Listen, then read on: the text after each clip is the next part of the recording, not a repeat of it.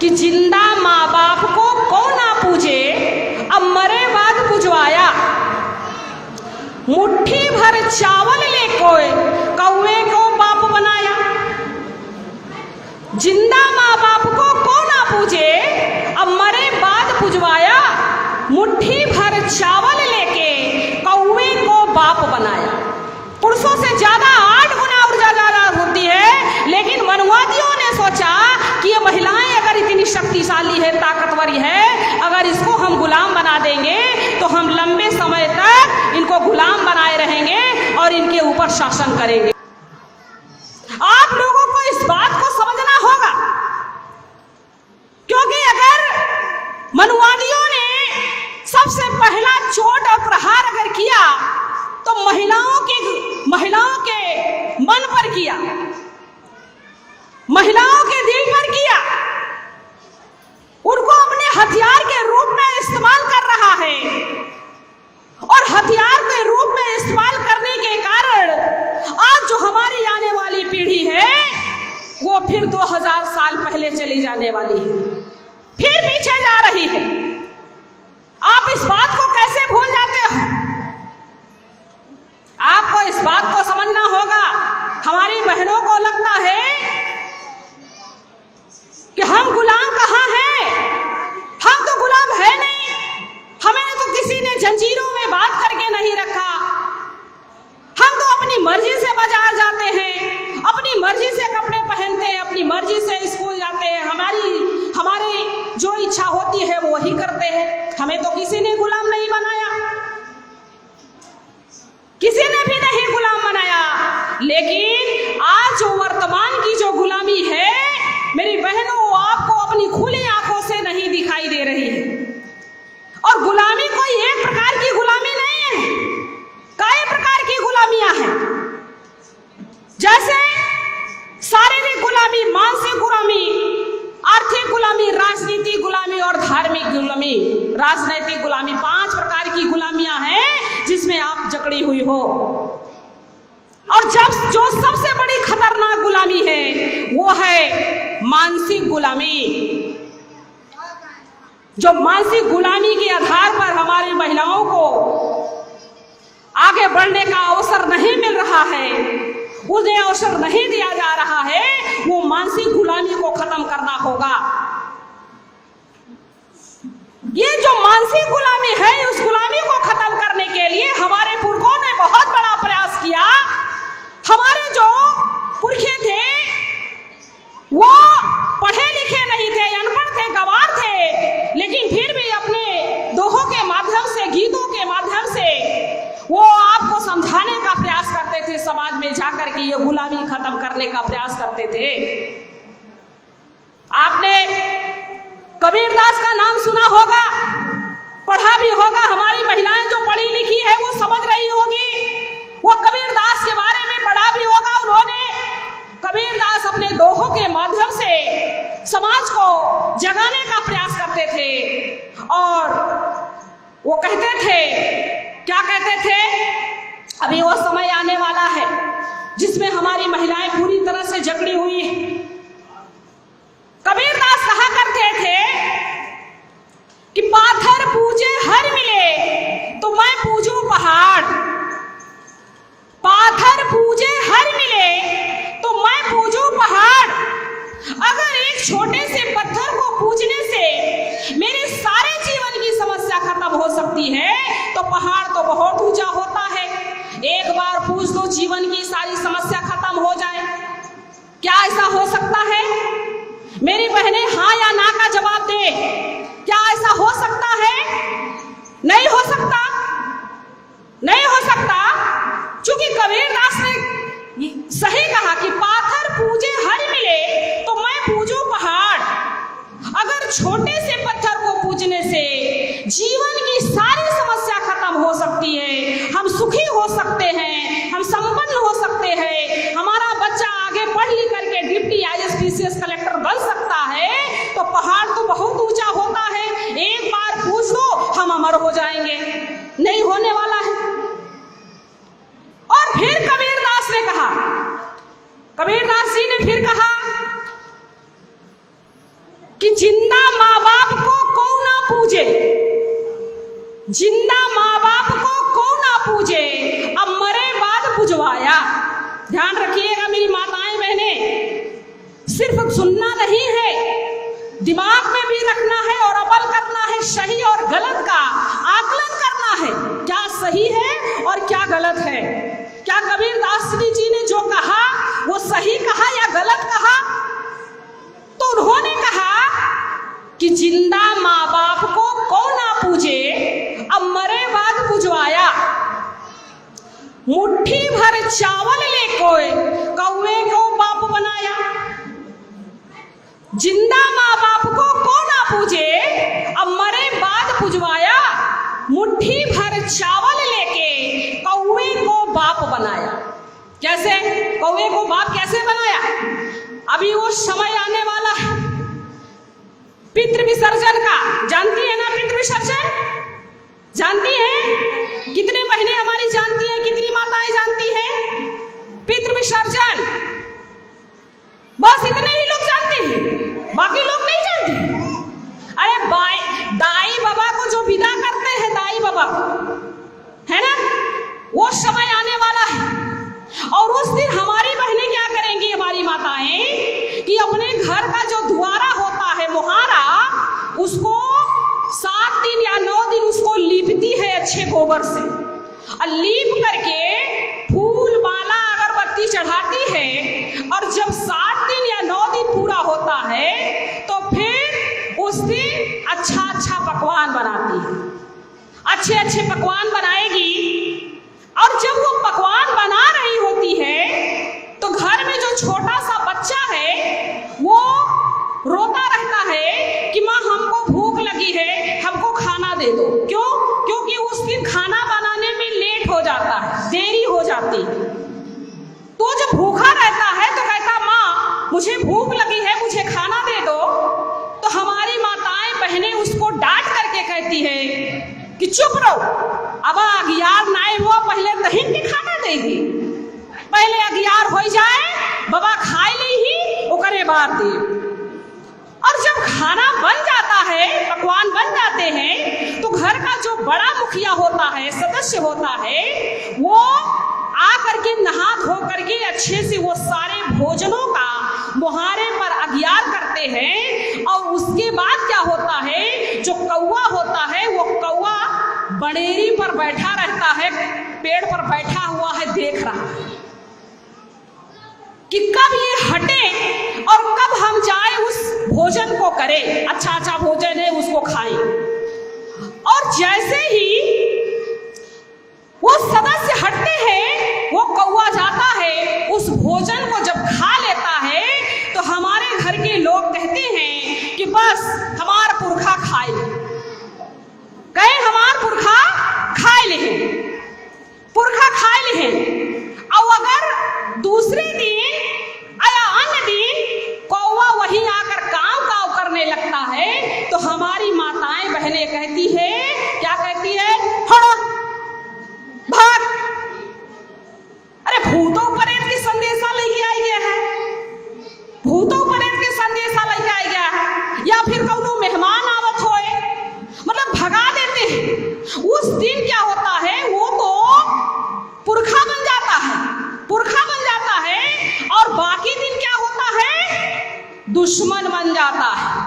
तो वही कबीरदास ने कहा, और माँ बाप जिंदा रहते हैं तो अगर 1 लोटा पानी मांगते हैं तो देने के लिए तैयार नहीं होते, उनको बोझ समझते हैं।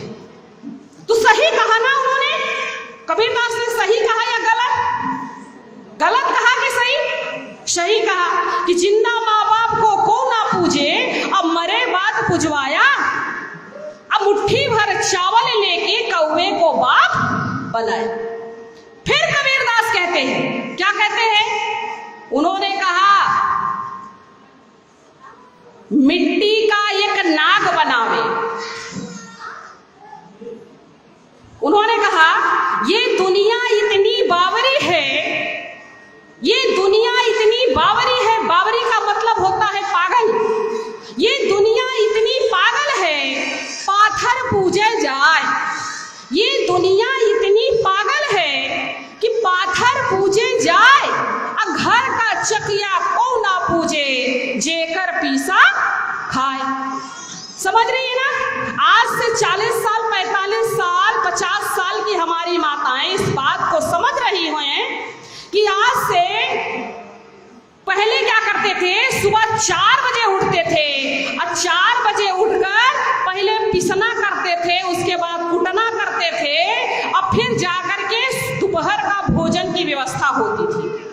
तब घर में खाना बनता था और उसके बाद फिर शाम को पिटना और कुसना होता था, तो फिर रात का खाना बनता था, रात का खाना बनता था। लेकिन हमारे लोग क्या क्या करते हैं कि पत्थर को पूजने के लिए कहाँ चले जाते हैं? वैष्णो देवी चले जाते हैं, बालाजी चले जाते हैं, तमाम प्रकार के धाम में चले जाते हैं। लेकिन घर में जो चकिया है, चक्की है, ओखली है, उसकी पूजा नहीं करते हैं, जिसकी वजह से हमारा पेट भर रहा है।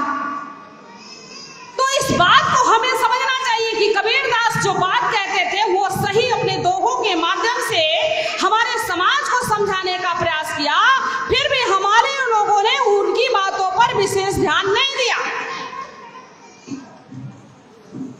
तो इस बात को अपने दिमाग से, ये जो मानसिक गुलामी है, ये मानसिक गुलामी है जो हमारे दिमाग में कूट कूट करके भरा गया है, वो निकलने वाला नहीं है।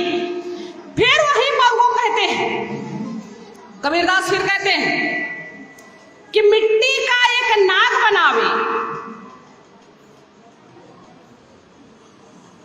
फिर उन्होंने कहा ये जो मानसिक गुलामियां है, ये मानसिक गुलामियां हमें अपने दिमाग से निकालना होगा, क्योंकि जो मनुवादी है वो मनुवादी ये चाहता है कि ये इनको हम हथियार के रूप में इस्तेमाल करते रहेंगे। आज आपकी शिक्षा खत्म हो रही है, आपके बच्चों को बेकार बनाया जा रहा है, लाचार बनाया जा रहा है, मजबूर बनाया जा रहा है।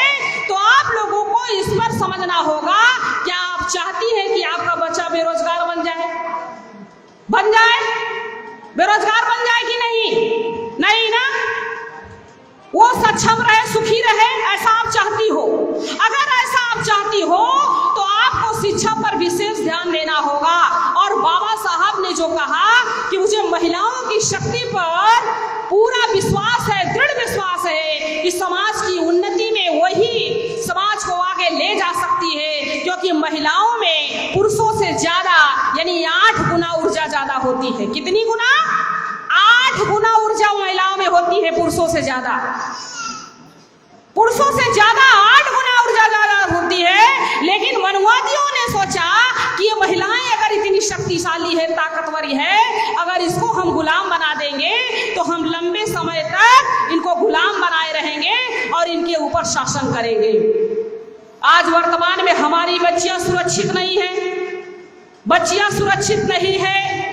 और आज जो सरकार चल रही है वो हमारे विरोध में सरकार चल रही है। वो सरकार ये नहीं चाहती है कि ये जो शोषित पीड़ित समाज के वर्ग के बच्चे हैं वो आगे निकले, उनके साथ शोषण किया जा रहा है। लेकिन बाबा साहब अम्बेडकर ने हमें जो हक और अधिकार दिया, मान और सम्मान दिया, 50% महिलाओं के लिए हिंदू कोड बिल के माध्यम से जो अधिकार दिया, उस अधिकार का लाभ हमें लेना चाहिए कि उन्होंने हमें आजादी दिलाई, हमें स्वतंत्र रहने का प्रयास किया।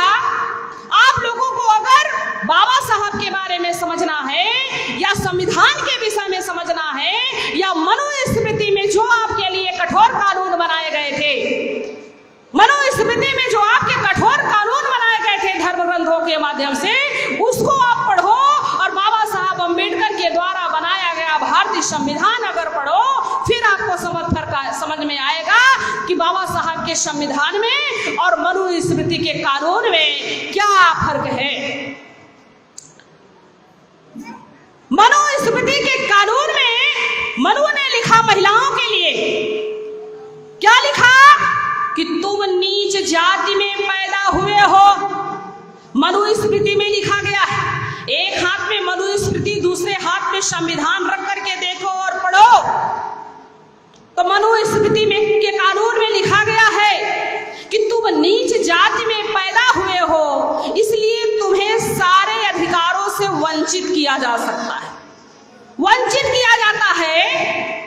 साहब अम्बेडकर ने संविधान में लिख दिया कि तुम नीच जाति में पैदा हुए हो, इसलिए तुम्हें सारे अधिकार बहाल किए जाते हैं, सारे अधिकार दिए जाते हैं।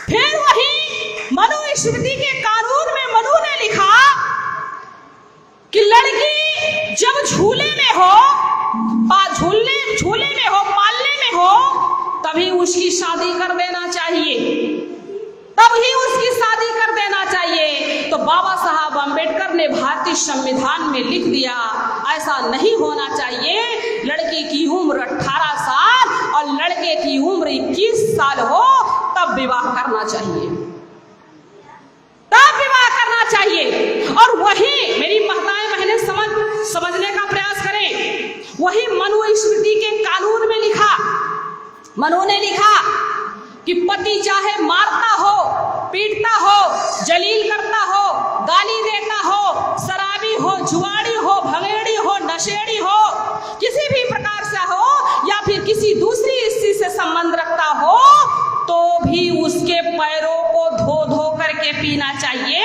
उसको अपना पति मानना चाहिए, उसे अपना देवता मानना चाहिए। तो बाबा साहब अम्बेडकर ने संविधान में लिखा, ये तो बहुत गलत है महिलाओं के साथ, ऐसा नहीं होना चाहिए। तो उन्होंने लिखा पति अगर शराबी हो, गजेड़ी हो, भंगेड़ी हो, नशेड़ी हो या फिर दूसरी स्त्री से संबंध रखता हो तो उससे तलाक लेने का अधिकार इन महिलाओं को दिया जाता है। वो अधिकार दिया जाता है कि वो उससे तलाक लेकर के स्वतंत्र रूप से अपना जीवन यापन कर सकती है। फिर वही मनुस्मृति में मनु ने लिखा, क्या लिखा कि कोई भी शुभ काम हो, कोई भी अच्छा काम हो, उसमें महिलाओं को शामिल नहीं किया जाना चाहिए, महिलाओं को शामिल नहीं किया जाना चाहिए। तो बाबा साहब अम्बेडकर ने संविधान में लिखा कि कोई भी शुभ कार्य, कोई भी अच्छा काम बिना महिलाओं के सफल नहीं हो सकता। ये बाबा साहब ने जो हिंदू कोड बिल के माध्यम से आपको अधिकार दिया, ये आपके सफलता की एक बहुत बड़ी कुंजी है, बहुत बड़ी चाबी है। अभी अमिता मैडम ने कहा कि आपको अधिकार बाबा साहब ने इसलिए नहीं दिया कि घर के चूल्हा चौका करो, बच्चों को पैदा करो, बच्चों को संभालो, पति की सेवा करो और पति के पैरों को धो धो कर पियो, इसलिए नहीं दिया। आपको भी पुरुषों के बराबर समान अधिकार है। प्रकृति ने आपको समान बनाया है, पुरुष और स्त्री को समान बनाया है। जब प्रकृति ने स्त्री और पुरुष को समान बनाया है तो फिर ऐसा भेदभाव क्यों? क्यों अपने आप को कमजोर और लाचार समझती हो? मेरी बहनों को इस बात का ध्यान देना होगा कि आज संविधान की बदौलत हमारी बहनें प्रधानमंत्री बन रही है, डिप्टी कलेक्टर सीएम बन रही है, राष्ट्रपति बन रही है, मुख्यमंत्री बन रही है। लेकिन आप सोचिए, क्या एक मंदिर की पुजारी महिला होती है? क्या होती है? मंदिर की जो पुजारी होती है कोई महिला होती है? हाँ या ना बोलिए? नहीं होती है। चर्च की जो पादरी होती है कोई महिला होती है? नहीं होती, पुरुष होता है। मस्जिद की मौलाना कौन होती है? कोई मौलानी होती है क्या? नहीं होती ना। लेकिन ये धर्म ग्रंथ है, जो धर्म ग्रंथ आपको घर की चहेर दीवारी में कैद रखने के कठोर कानून बनाए हैं, लेकिन बाबा साहब अम्बेडकर संविधान के द्वारा आपको डिप्टी सीएम, कलेक्टर, राष्ट्रपति, मुख्यमंत्री बनने का अवसर प्रदान किया है। जो अधिकार आपको दिया उस अधिकार को लेने का प्रयास करो, लेकिन कब करोगे? जब आप एक हो जाओगे, संगठित हो जाओगी, तब संगठित हो जाओगी तब कर पाओगी। और उस संगठित होने के लिए, एक होने के लिए अपने दिमाग में जो ये मानसिक गुलामी है जो मनुवादियों के द्वारा हमारे दिमाग में ठूस ठूस करके भरा गया है, इन सब को निकालना होगा, तभी हम आजाद हो सकते हैं और अपने बच्चों को एक अच्छा भविष्य हम दे सकते हैं। आप लोगों को इस बात को समझना होगा और अपने बच्चों को आगे बढ़ने का उनको अवसर प्रदान करो, उन पे प्रेशर जैसे हमारी यहाँ पे एक मैडम बैठी हुई है, वो अपने दोनों बच्चों को सामने बैठाई हुई है और वो अपने बच्चों को प्रोत्साहन दे रही है कि बोलो बोलो, अपने बच्चों को प्रोत्साहन दे रही है कि बोलो, आगे बोलो, समाज के संबंध में बोलो, संविधान के विषय में बोलो, तमाम महापुरुषों ने जो संघर्ष किया उसके विषय में समाज को बताओ। वो ऐसी महिला होनी चाहिए समाज में जो अपने बच्चों को आगे बढ़ने के लिए प्रोत्साहन दे। मैं धन्यवाद देती हूँ ये हमारी जो बहन बैठी हुई है। तो मेरी बहनों, आप लोगों को कहीं पर भी अगर महिलाओं की कोई भी कार्यक्रम होता है, मीटिंग होती है, तो उसमें आप लोगों को शामिल होना ही चाहिए। और अगर आपके कानों में ऐसी कोई भी भनक पड़ जाती है कि यहाँ पे महिलाओं का कार्यक्रम रखा गया है, महिला जागरूकता का, तो पुरुषों से कहो कि मुझे भी उस कार्यक्रम में जाना है, मुझे भी वहां पे जाना है, मुझे भी सुनना है। आज समाज में क्या चल रहा है, इतिहास में मेरे विरोध में क्या कानून बनाए गए थे, मुझे भी जानना है और जान करके मुझे भी बाबा साहब का जो मिशन है उस मिशन को पूरा करना है। और आप लोग ऐसा करोगे, इस आंदोलन को, महिलाओं का जो आंदोलन है, जो कार्यक्रम है, इसको आप लोगों ने सफल बनाया और आगे भी आप इस आंदोलन को सफल बनाने के लिए अपने श्रम, बुद्धि, पैसा, हुनर, समय लगाने का प्रयास करेंगे। और ज़्यादा समय न लेते हुए मैं अपना सारा समय मैडम नंदाताई जी को देना चाहती हूँ। आप लोगों ने हमें सुना, इसके लिए बहुत बहुत धन्यवाद। जय मूल निवासी, जय भीम, जय भारत।